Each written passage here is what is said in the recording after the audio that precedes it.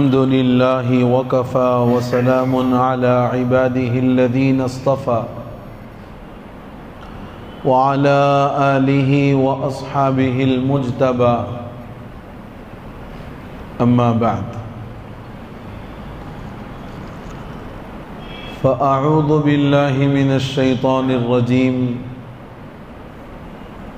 बिस्मिल्लाहिर रहमानिर रहीम वमा अरसलना मिर रसूलिन इल्ला बिलिसानि क़ौमिहि वक़ाल रसूलुल्लाहि सल्लल्लाहु अलैहि वसल्लम लक़द ऊज़ीतु फ़िल्लाहि मा यूज़ा अहद व लक़द उख़िफ़्तु फ़िल्लाहि मा युख़ाफ़ु अहद औ कमा क़ाल सल्लल्लाहु अलैहि वसल्लम। बुज़ुर्गान मुहतरम, काबिल एहतराम अज़ीज़ बुज़ुर्गों और नौजवान भाइयों,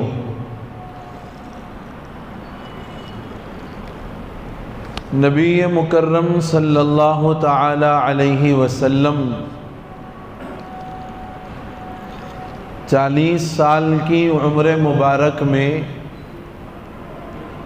मनस्से शुहूद में नबूवत और रिसालत से सरफराज फरमाए गए और नबूवत और रिसालत के मिलने के 13 साल आप मक्का मुकर्रमा में क़ियाम पजीर रहे। नबूवत के मिलने के 13 साल तक हुजूर का क़ियाम मक्कतुल मुकर्रमा में रहा है। इस 13 साल के अरसे में मुख्तलिफ वाक़यात पेश आए, मुख्तलिफ अहवाल आप पर भी और मुसलमानों पर भी पेश आए हैं। सीरत निगारों ने उसका जो तज़किरा किया है, सीरत के वाकिफ़कार के लिए और सीरत जानने वाले के लिए उन वाक़यात का इल्म भी निहायत ज़रूरी है जो नबूवत और रिसालत के बाद 13 साल के अरसे में पेश आए। चुनांचे इस सिलसिले में एक बात तो ये जहन में रहनी चाहिए कि जब इस्लाम अपने दौरे आगाज़ में था, इब्तिदा में था और लोग नए नए दीन इस्लाम को कबूल कर रहे थे, कोई आते और आपसे बातचीत करते, आपसे मालूमात करते और फिर कहते कि हम ज़रा इत्मीनान करके वापस आएंगे। कुछ वो होते जो आपकी बात सुन करके फ़ौरन दाखिले इस्लाम हो जाते और कुछ वो भी रहे जो इस्लाम और दाइए इस्लाम को मिटाने के लिए निकल पड़े। अल्लाह ने कुछ हालात ऐसे बनाए कि उन हालात की वजह से न सिर्फ ये कि वो इस्लाम और दाइए इस्लाम के लिए तक़वियत का ज़रिया बने, बल्कि पूरी जमईयत मुस्लिमीन के लिए वो एक ताकत बन कर के उभरे हैं। सैयदना उमर फारूक रज़ी अल्लाहु अन्हु इब्तिदा में मुसलमानों को, जो आगाज के दौर में मुसलमान होते थे, बड़ी तकलीफें दी जाती हैं। हजरत बिलाल का वाक़या, हजरत सुमैया रज़ी अल्लाहु अन्हा का वाक़या, हजरत खब्बाब इब्नुल अरत का वाक़या, हजरत अम्मार इब्न यासिर का वाक़या आप पढ़ें सीरत उठा करके कि ये लोग साबिकीन अव्वलीन में से हैं, पहले पहल मुसलमान होने वालों में। और ये मक्के के किसी सरदार के कोई गुलाम हैं, मक्के के किसी मालदार और रईस के यहाँ काम करने वाले हैं या किसी के कोई रिश्तेदार हैं। तो अब इन लोगों ने अपने रईस होने का, अपने सरदार होने का ये पावर दिखाया कि जो इस्लाम कबूल करता उसके साथ तकलीफ और अजियत वाला मामला। हजरत बिलाल हबशी का वाकया बड़ा मशहूर है कि अरब की तपती हुई रेत पर दोपहर के वक्त में आपको लिटा दिया जाता और आपके सीने पर एक बड़ी चट्टान रख दी जाती कि हरकत ना कर सके। ऐसे बेशुमार वाक़यात गुजरे हैं, लेकिन आहिस्ता आहिस्ता अल्लाह ने इस्लाम और मुसलमानों को तरक्की के मनाजिल तय करवाए। हजरत हमजा रदी अल्लाह अन्हु जो हुजूर के चचा भी हैं, रज़ाई भाई भी हैं और आपसे उम्र में कुछ बड़े भी हैं, ये पहले मुसलमान हुए। इनके मुसलमान होने से मुसलमानों को एक ताकत मिली। हजरत हमजा जब मुसलमान हुए हैं, ताकत मिली। एक और साहब ज़म्मार दौसी, ये मक्कतुल मुकर्रमा आए हैं उम्रे के लिए और बैतुल्लाह की जियारत के लिए। इनके बारे में बड़ा मशहूर था कि ये किसी पर अगर जिन सवार हो जाए, किसी को अगर भूत परीत का साया हो जाए तो ये उसको उतारते हैं। उनका मशगला था, उनका काम था, प्रोफेशन था उनका वो। लोगों को मालूम हुआ मक्के वालों को कि भाई ये फला काम करने वाले हैं, तो मक्के के सारे लोग जमा हुए, उनके पास गए जो सरदार किस्म के थे। कहा हमारे पास एक आदमी है, उस पर भी जिन और भूत परीत का साया है, वो लोगों को एक नए दीन की तरफ बुलाता है। आप एक काम करो, अगर आपने उसका जिन और भूत उतार दिया तो हम मान लेंगे कि वाकई आप बड़े माहिर फन हैं। तो ज़म्मार दौसी ये हुजूर की खिदमत में गए और बैठ करके कहा कि मैं फला पेशे से ताल्लुक़ रखता हूं, मेरा प्रोफेशन फला है और आपके पास आया हूं। लोगों ने आपके बारे में बताया कि आपके ऊपर भी कुछ इस तरीके के अहवाल हैं। हुजूर ने कहा कि आप तशरीफ रखें, बैठें आप। जब वो साहब बैठ गए, नबी मुकर्रम सल्लल्लाहु अलैहि वसल्लम ने जुमला इरशाद फरमाया और अपनी जुबान मुबारक से कुछ कलमात अदा फरमाए। अल्हम्दुलिल्लाहि नहमदुहु व नस्तईनुहु व नस्तगफिरुहु व नुअमिनु बिही व नतवक्कलु अलैहि व नऊज़ु बिल्लाहि मिन शुरूरि अनफुसिना व मिन सय्यिआति अअमालिना। ये जुमले आपकी ज़बान मुबारक से इरशाद हुए। ज़म्मार दौसी ने जब वो जुमले सुने, कहा कि मैंने काहिनों का कलाम सुना है, शायरों का कलाम सुना है, मैंने बड़े बड़े जादूगरों का कलाम सुना है, मगर उसमें यह तासीर नहीं है जो आपने इरशाद फरमाई। आपके कलाम में जो तासीर है वो तासीर मैंने किसी के कलाम में नहीं सुनी। और फिर एक नहीं, दो नहीं, तीन तीन मरतबा हुजूर से दरखास्त की कि आप इन जुमलों को फिर अदा फरमाएं, फिर पढ़ें आप। हुजूर 3 मरतबा उन जुमलों को अदा फरमाते हैं और जब 3 मरतबा पढ़ते हैं तो ज़म्मार दौसी ये कहते हैं कि आप पढ़ तो यहां रहे हैं, लेकिन इसका असर समंदरों की तह में हो रहा है। आप अपनी जुबान मुबारक से अल्फाज यहां अदा कर रहे हैं, लेकिन इसका असर समंदरों की तह में हो रहा है। आप अपना हाथ आगे बढ़ाएं, मैं अपनी तरफ से और अपनी कौम की तरफ से आपके हाथ पर बैअत इस्लाम करता हूं।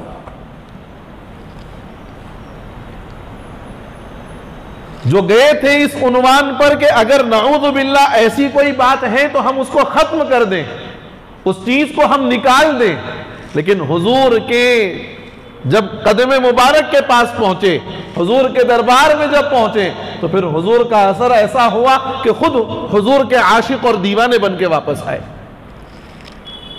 तीसरा वाकया हजरत उमर इब्नुल खत्ताब रज़ी अल्लाहु अन्हु का वाकया बड़ा मशहूर वाकया है कि हजरत उमर इब्नुल खत्ताब रज़ी अल्लाहु तआला अन्हु के सामने, बल्कि अबू जहल ने एक ऐलान लगाया कि जो नऊज़ु बिल्लाह मोहम्मद के सर को कलम करके लाएगा 100 सुर्ख ऊंट इनाम में दिए जाएंगे। 100 सुर्ख ऊंट बहुत बड़ी भारी रकम थी और भारी इनाम था अहले अरब के लिए। हजरत उमर इब्नुल खत्ताब रज़ी अल्लाहु अन्हु को जब मालूम हुआ, आप गए, जाकर अबू जहल से पूछा कि जो तुमने ऐलान किया है इस ऐलान पर बाकी भी रहोगे या मुकर जाओगे? अबू जहल ने कहा कि मुकरूंगा क्यों, जो ऐलान है वो बहरहाल बरकरार है, ऐलान रहेगा और जो ये काम करके आएगा उसको वो इनाम लाजमन दिया जाएगा। हजरत उमर इब्नुल खत्ताब रज़ी अल्लाहु अन्हु इनाम की लालच में निकलते हैं, तलवार हाथ में लिए बड़े गुस्से के साथ। रास्ते में हजरत नुआइम रज़ी अल्लाहु अन्हु से मुलाकात हुई। उन्होंने हजरत उमर के जलाल को देखा, उनके गुस्से को देखा, तो पूछा कि उमर कहां का कस्द है, कहां जा रहे हो? कहा हमारे इलाके में एक आदमी ने नए दीन का फितना उठाया है, मैं ये चाहता हूं कि इस नए दीन का फितना ही खत्म हो जाए, मैं जा रहा हूं मोहम्मद को कत्ल करने के लिए। नऊज़ु बिल्लाह। हजरत नुआइम ये मुसलमान हो चुके थे और उनके इल्म में ये बात थी कि हजरत उमर की बहन हजरत फातिमा बिन्तुल खत्ताब और उनके बहनवई यानी हजरत उमर के बहनवई हजरत फातिमा के शौहर साद इब्ने ज़ैद या सईद इब्ने ज़ैद ये मुसलमान हो चुके हैं। तो उन्होंने कहा कि आप कहां ये काम कर रहे हैं, आप पहले अपने घर की खबर लीजिए। जिस दीन को और जिस दीन के दाई को मिटाने की आप कोशिश करने के लिए और उसकी फिक्र में आप अपने घर से निकले हो, उसी दाई का दीन आपकी बहन और आपके बहनवई ने कबूल कर लिया है। अब सारा गुस्सा जो उधर था वो इधर पलट गया कि हमारी बहन और बहनवई ने ऐसा काम किया है, चलो पहले इनकी खबर लेते हैं, इनके पास जाते हैं। हजरत उमर रज़ी अल्लाहु अन्हु अपनी बहन के घर पहुंचे और दस्तक दी, दरवाजा अंदर से लगा हुआ था।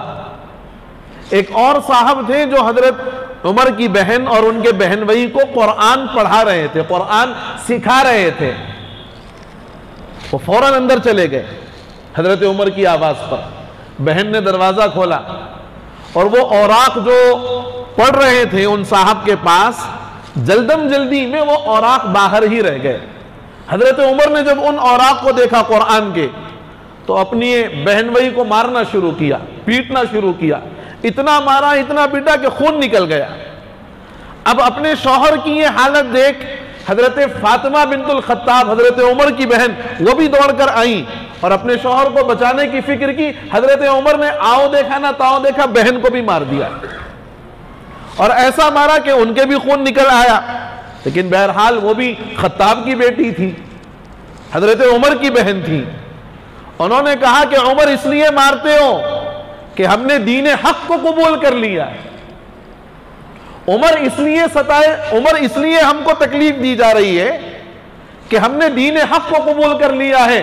हाँ, हम बरमला ये ऐलान करते हैं कि हमने मुहम्मदुर रसूलुल्लाह सल्लल्लाहु अलैहि वसल्लम के दामन को पकड़ लिया है, हमने दीन इस्लाम कबूल कर लिया है। अब जो तुम्हारा दिल चाहे करो, हम इस दीन से फिरने वाले नहीं। मेरे बुजुर्गों, दीन पर इस्तिकामत ये चीज होती, हालात चाहे लाख मुखालिफ आ जाएं, लोग चाहे लाख हमारे दुश्मन हो जाएं, जमाना चाहे हमारे लाख मुखालिफ हो जाए, लेकिन जब दीन हक को कबूल किया है तो सारी मुखालफतों को सहना आसान हो जाता है। लेकिन दीन हक से एक जर्रे बराबर के लिए पीछे हटना यह नागवार है, कतई ये मुमकिन नहीं है एक ईमान वाले से। आज हमारा ईमान तो बाजार के वैल्यू के हिसाब से जो है ऊपर नीचे होता रहता है। बोलने के लिए हम मुसलमान जरूर हैं, लेकिन कहते हैं कि साहब मार्केट में यही काम करना पड़ता, अगर ऐसा नहीं काम करे तो कारोबार नहीं चलता, धंधा नहीं चलता। कितने ताजिरीन ऐसे हैं और कितने ठेले बंडी पर काम करने वाले ऐसे हैं जो आने वालों के साथ लूट का, धोखे का और दगाबाजी का मुआमला करते हैं। ये ईमान है हमारा। क्या रसूलुल्लाह सल्लल्लाहु अलैहि वसल्लम ने यह तालीम दी है? हजरत उमर इब्नुल खत्ताब की बहन है, वो फरमाती है कि हाँ, हमने दीन हक को कबूल कर लिया है, जो तुम्हारा जी चाहे करो, लेकिन हम एक बालिश इस दीन हक से फिरने वाले नहीं है, इससे हटने वाले नहीं है। हमारा ईमान और हमारा दीन इतना कमजोर, नाऊज़ु बिल्लाह, हजार मर्तबा नाऊज़ु बिल्लाह कि साहब बाजार में तो यूं करना पड़ता है, झूठ नहीं बोले तो कारोबार नहीं चलता, दगा नहीं दिए तो पेट नहीं भरता। क्या मुंह लेकर जाएंगे अल्लाह के पास? क्या ये दगा में आने वाले चंद टके हमारी दुनिया और आखिरत बना देंगे? क्या धोखा देकर कमाए हुए चंद रुपये हमारी दुनिया और आखिरत बेहतर बना सकते हैं? याद रखना चाहिए, जो धोखा देकर के किसी का पैसा हड़पता और खाता है, याद रखना ना उसके लिए कभी वो उसके लिए इस्तेमाल में आएगा, ना आल औलाद के इस्तेमाल में आएगा, बल्कि वो माल उसके अच्छे माल को भी खराब करेगा। वो माल उसके अच्छे माल को भी खराब करेगा। तिजारत करो लेकिन अल्लाह से भी डरो, तिजारत करो रसूलुल्लाह की सुन्नत के मुताबिक करो। सिर्फ मोहब्बत ये नहीं कि नारे रसूल लगाओ, मोहब्बत ये नहीं है कि सिर्फ नारेबाजी करके अपने आप को पेश कर दो।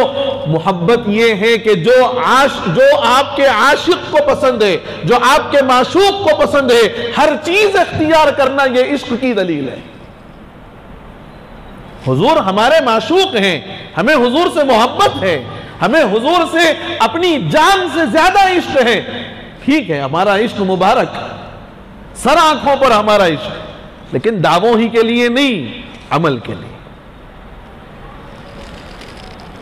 तो हजरत उमर रज़ी अल्लाह ताला अन्हु की बहन जब वो जुमला इरशाद फरमाती हैं, हजरत उमर का भी गुस्सा ठंडा हो जाता है। हजरत उमर कहते हैं कि लाओ जो तुम पढ़ रहे थे वो मुझे भी दिखाओ, मैं भी देखना चाहता हूं। हजरत उमर की बहन फरमाती हैं कि उमर तुम नापाक हो और पाक हाथ ही इसको हाथ लगा सकते हैं। ला यमस्सुहु इल्लल मुतahharun, कुरान है, कुरान को पाक हाथ ही हाथ लगा सकते हैं। तुम नापाक हो, पहले गुस्ल कर लो। हजरत उमर ने गुस्ल फरमाया और अपनी बहन के घर में बैठ करके उस सहीफे को हाथ में लिया, उन औराक़ कुरान को हाथ में लिया और पढ़ने लगे। उसमें सूरह ताहा की आयत लिखी हुई थी, ताहा मा अंज़लना अलैकल कुरआन लितश्क़ा इल्ला तज़किरतन लिमन यख़शा तंज़ीलन मिम्मन ख़लक़ल अर्ज़ वस्समावातिल उला अर्रहमानु अलल अर्श इस्तवा। हज़रत उमर जैसे जैसे ये आयत पढ़ रहे थे, दिल की कैफियत खुद ब खुद तब्दील हो रही है। और इधर अल्लाह के नबी सल्लल्लाहु अलैहि वसल्लम ने दुआ फरमाई थी इतवार के दिन कि ए अल्लाह, उमर इब्ने हिशाम से या तो इस्लाम को तक़वियत पहुंचा या उमर इब्नुल खत्ताब से इस्लाम को तक़वियत पहुंचा। जो साहब कुरान पढ़ा रहे थे हजरत उमर की बहन और उनके बहन भाई को, वो अंदर से बाहर निकल आए। कहा उमर मुबारक हो, खुशखबरी हो तुम्हें कि तुम्हारे लिए अल्लाह के रसूल ने दुआ फरमाई कि अल्लाह तुम्हें इस्लाम की तौफीक बख्शे। आज वो दुआ तुम्हारे हक में कबूल हो गई। हजरत उमर ने फरमाया कि मैंने कुरान पढ़ा है, अब मेरे दिल की कैफियत कुछ और है, मुझे हुजूर की खिदमत में लेकर चलो। निकले थे इस उन्वान पर के उस दीन के दाई को नाउज़ु बिल्लाह मिटा कर रहेंगे, खत्म कर देंगे ताकि ये नए दीन का फितना खत्म हो जाए। लेकिन अल्लाह ने दिल की कैफियत ऐसी पलटी, हजरत उमर ने चंद आयत कुरान की पढ़ी, दिल की दुनिया बदल गई। कहा मुझे मुहम्मदुर रसूलुल्लाह की खिदमत में लेकर चलो। हुजूर दारे अरकम में मौजूद हैं। दारे अरकम उस वक्त में मुसलमानों का पहला मकतब था या पहला मदरसा था, जहां इस्लाम कबूल करने वालों को दीन सिखाया जाता था, उनको तालीमात इस्लाम से वाकिफ करवाया जाता था। हजरत उमर वहां पहुंचे। अंदर हजरत हमजा हैं, हुजूर के चचा, और सारे लोगों को मालूम है कि हजरत उमर बड़े गुस्से वाले हैं। तो जैसे ही दरवाजे पर दस्तक हुई, सवाल हुआ कि कौन, इधर से जवाब आया कि उमर। तो अंदर यह पूछा गया कि उमर है, दरवाजा खोलें या ना खोलें। हुजूर ने फरमाया अगर खैर के इरादे से आए हैं ठीक है, और अगर शर के इरादे से आए हैं तो उनका शर उन्हीं पर लौटा दिया जाएगा। दरवाजा खोल दिया गया। हजरत उमर हुजूर के पास पहुंचे, कहा या रसूल अल्लाह, कलमा पढ़ाकर दाखिले इस्लाम फरमा लीजिए। जब हजरत उमर की जबान से यह जुमला निकला है, सारे मौजूद जितने सहाबा वहां पर थे उन्होंने नारे तकबीर बुलंद किया और उस नारे तकबीर से मक्के की वादी गूंज उठी। हजरत उमर रज़ी अल्लाह अन्हु इस्लाम ले आए। अब आपने कहा कि अब मुसलमान छुप छुपा कर नमाज नहीं पढ़ेंगे, बैतुल्लाह के सहन में अलल ऐलान नमाज पढ़ेंगे। यह हुई हजरत उमर से तक़वियत इस्लाम को। उलमा फरमाते हैं कि उमर मुराद रसूल हैं, हजरत उमर मुराद रसूल हैं। हुजूर ने उमर को मांगा है, हुजूर ने उमर के इस्लाम के लिए दुआ फरमाई है, तो हुजूर की मुराद हजरत उमर हैं। हजरत उमर इस्लाम कबूल करते हैं, लेकिन बहरहाल मुसलमानों की तादाद थोड़ी है, बहुत ज्यादा तो तादाद अभी हुई नहीं। तो मुसलमानों की जब अजियतें बढ़ गई तो हुजूर ने हबशे की तरफ हिजरत का हुक्म दिया मुसलमानों को। पहली मरतबा 14 अफराद पर मुश्तमिल हबशे की तरफ हिजरत हुई, फिर दूसरी मरतबा हिजरत हुई हबशे की तरफ 72 अफराद पर मुश्तमिल। जब ये 72 लोग हबशे की तरफ गए हैं, कुरैश को बड़ी फिक्र हुई कि हमारे पास के लोग यहां से निकलकर अपने आप को महफूज मकाम पर मुंतकिल कर रहे हैं, नहीं, हम जाएंगे उनको वापस लेकर आएंगे। हबशे में नजाशी बादशाह की सल्तनत थी। नजाशी ने उन मुसलमानों को अपने इलाके में पनाह दी, ठिकाना दिया। इधर कुरैश के सरदार नजाशी के पास गए, कहा कि ये हमारे इलाके वाले हैं, हमारे मुल्क वाले हैं, वहां से भागकर आए हैं, हम इनको वापस लेने आए हैं। नजाशी ने कहा कि वापस तो भेज दूंगा, लेकिन आने वालों से भी तो मालूम करूं कि क्या क्या वजह है, क्यों आए हैं। जाफर तैयार रज़ी अल्लाह अन्हु, जो हजरत अली रज़ी अल्लाह अन्हु के भाई हैं, वो नजाशी के पास पहुंचे और वो जितने अफराद हिजरत करके गए थे वो सारे भी पहुंचे। नजाशी के दरबार में हजरत जाफर तैयार ने एक तकरीर फरमाई। उस तकरीर में कहा कि हम बुत परस्ती में मुब्तला थे, एक साहब आए और उन्होंने हमें तौहीद की दावत दी, हमने उनकी दावत को कबूल किया कि ये हमारा जुर्म है। हम पहले शराब में, जिना में, कत्ल गारतगरी के अंदर मुब्तला थे। एक साहब आए, उन्होंने अपने नबी होने का दावा किया, उन्होंने कहा कि ये सारे काम अल्लाह के नाराजगी के सबब हैं, इन कामों को छोड़ो, सिले रहमी करो, कते रहमी ना करो, रिश्तेदारियों को जोड़ो, तोड़ो नहीं। औरत का एहतराम उन्होंने सिखाया, एक इंसान के जान की अहमियत आपने बताई, हमने उनकी बातों को माना, उनको फॉलो किया कि हमने गलत किया। नजाशी ने जब सारी तकरीर सुनी तो मक्के वालों को कहा कि आप यहां से जा सकते हैं, ये भाग कर नहीं आए हैं, बल्कि इन पर हो रहे जुल्म से अपने आप की हिफाजत के लिए आए हैं, लिहाजा मैं इनको वापस नहीं करूंगा, आप जा सकते हैं। मक्के वाले वापस खाइब और खासिर होकर के लौट गए। बहरहाल अब आहिस्ता आहिस्ता इस्लाम को तरक्की होने लगी, मुसलमानों की तादाद बढ़ने लगी, और इधर मक्के के कुफ्फार को, सरदारान कुरैश को यह फिक्र कि भाई लोग अगर इसी तरफ होते चले जाएंगे तो हम लोग बहुत कम हो जाएंगे, लिहाजा इनका मुहासरा करो, इनका बायकाट करो।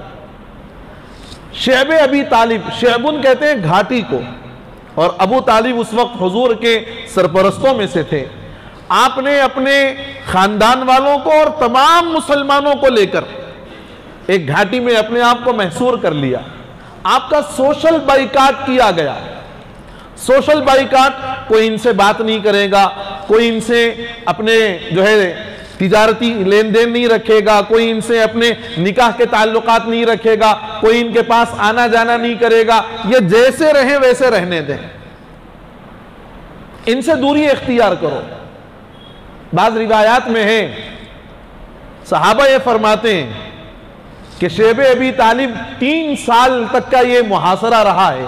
3 साल तक हुजूर, सहाबा और हुजूर के खानदान वाले जो मुसलमान हो गए थे वो सारे इस घाटी के अंदर महसूर थे। फरमाया एक वक्त ऐसा आया कि हमारे पास जो खजूरें थी वो खजूरें भी खत्म हो गई, हमने पूरे पूरे दिन एक एक गुठली को चूस करके गुजारा है।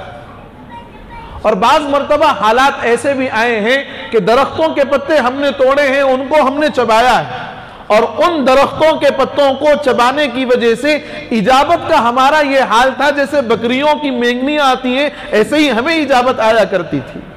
हज़रत बिलाल हबशी रज़ी अल्लाह अन्हु फरमाते हैं कि एक रात शेब अबी तालिब के अंदर था, मैं रास्ते से गुजर रहा था, मैंने देखा कि एक चांद की रोशनी के अंदर कोई चीज चमकती हुई नजर आई। मुझे नहीं मालूम कि वो क्या चीज थी, हो सकता है कि वो गिलासत भी रही होगी, हो सकता है कि वो गिलासत भी रही होगी। मैंने अपनी आंखों से देखा नहीं, चमकती हुई चीज नजर आई, मैंने उसको उठाया और अपने मुंह में डाल करके पानी पी लिया। मेरे बुजुर्गों, दीन हम तक पहुंचा है इन कुर्बानियों से। हुजूर, आपके सहाबा, आपका खानदान, आपके चचा, अगरचे कि वो मुसलमान नहीं थे, लेकिन हुजूर के इतने चाहने वाले थे कि हुजूर पर आने वाली इस मुसीबत में हुजूर के साथ थे। इतनी कुर्बानियों के साथ दीन हम तक पहुंचा है मेरे बुजुर्गों। इन कुर्बानियों के बाद ये दीन हम तक आया, हम मुसलमान हैं, मुसलमान कहलाते हैं। खुदारा इस दीन की हिफाजत करें, अल्लाह वास्ते इस दीन की हिफाजत करें और इस दीन को अपनी नस्लों में ऐसे मजबूत तरीके से पेवस्त कर दें कि कल को अगर हम हो या ना हो, लेकिन वो अपने दीन को लाजिमन महफूज रख सकें, वो अपने दीन की लाजिमन हिफाजत कर सकें। ये दीन इन कुर्बानियों के साथ हम तक पहुंचा है। हम सिर्फ ये समझते हैं कि खानदानी मुसलमान हैं। मेरे बुजुर्गों, ये तो अल्लाह का एहसान है कि खानदानी हम मुसलमान चलते आ रहे हैं, लेकिन आगे चल कर के हालात अगर और खराब हुए तो हमारे नस्लों के ईमान की हिफाजत की जिम्मेदारी हम ही पर होगी और उसके जवाबदेह भी हम होंगे। लिहाजा हमारी ये जिम्मेदारी है, अपनी नस्लों के दीन की हिफाजत करें, उनको दीन सिखाएं, उनको बिठा करके दीन समझाएं, उनको बताएं कि खत्म नबूवत क्या चीज है। अल्लाह के नबी आखिरी नबी है, आपके बाद कोई नबी और कोई पैगंबर आने वाले नहीं हो सकते। कुर्बे क़ियामत की अलामात में इमाम मेहदी का आना है। मेहदी आएंगे तो अपने मेहदी होने का दावा कतई नहीं करेंगे। आज जितने खुद को मेहदी बनाए फिर रहे हैं और खुद जो मेहदी होने के नाटकबाज बने हुए हैं, इन मेहदियों से अपनी और अपनी औलाद और अपने नस्लों की हिफाजत करो। अपने ईमान की और अपने औलाद के ईमान की हिफाजत ये मेरी, आपकी और सारी उम्मत मुस्लिमा की जिम्मेदारी है। अगर हम अपने बच्चों के ईमान के सिलसिले में काहिल बन गए, अगर हम अपने बच्चों के ईमान के सिलसिले में गाफिल बन गए, तो होगा ये कि मुसलमान बच्ची होगी गैर मुस्लिम से जाकर के निकाह करेगी। होगा ये, और हो रहा है, होगा नहीं हो रहा है मुसलमान की बच्ची, मुसलमान के घर पैदा होने वाली, उसके कान में अजान दी गई, लेकिन वो अपने ईमान को खैराबाद कहकर गैर मुस्लिम से जाकर के अपनी जिंदगी का सौदा कर रही है। जिम्मेदार कौन? हर एक जिम्मेदार है, कोई ये नहीं कह सकता कि हम जिम्मेदार नहीं, हर एक जिम्मेदार है। इसलिए मेरे बुजुर्गों, ये जो दीन इतनी कुर्बानियों से पहुंचा है, जिम्मेदारी है मेरी और आपकी कि इस ईमान की खुद भी हिफाजत करें, अपनी नस्लों के ईमान की हिफाजत करें और उनको सिखाएं, उनको बताएं कि ईमान की कदर व कीमत क्या है। उनके सामने ईमान की कोई कदर व कीमत का चर्चा ही नहीं होता, उनके सामने ईमान का कोई तज़किरा ही नहीं होता। भाई मुसलमान, तुम भी मुसलमान, बाप दादा भी मुसलमान, हमारी आने वाली नस्ल भी मुसलमान, ठीक, लेकिन उनको बताओ तो सही कि ईमान क्या है। उनके सामने रखो तो सही कि ईमान की कदर व कीमत क्या है। उनको पता तो चले कि ईमान किस जो है अहमियत के साथ हम तक पहुंचा है। ये ईमान अगर होगा दुनिया भली होगी, ये ईमान अगर होगा कब्र भली होगी, ये ईमान अगर होगा आखिरत भली होगी, ये ईमान अगर होगा जन्नत नसीब होगी, ये ईमान अगर होगा नबी की जियारत नसीब होगी, ये ईमान अगर होगा नबी के हाथ से हौज़ कौसर पीना नसीब होगा, ये ईमान अगर होगा नबी की शफाअत नसीब होगी। और अगर ये ईमान नहीं तो याद रखो कुछ भी नहीं, ये ईमान नहीं, कुछ नहीं। इसलिए मेरे बुजुर्गों, अपने ईमान की, अपने नस्लों के ईमान की कदर करो। अल्लाह मुझे और आपको ये बात सही माना में समझने और अपनी नस्लों को ईमान की अहमियत को बताने, उनके ईमान की हिफाजत करने की मुझे और आपको और सारी उम्मत मुस्लिमा को तौफीक नसीब फरमा दे। आमीन या रब्बल आलमीन। व आखिरु दअवाना अनिल हम्दुलिल्लाहि रब्बिल आलमीन।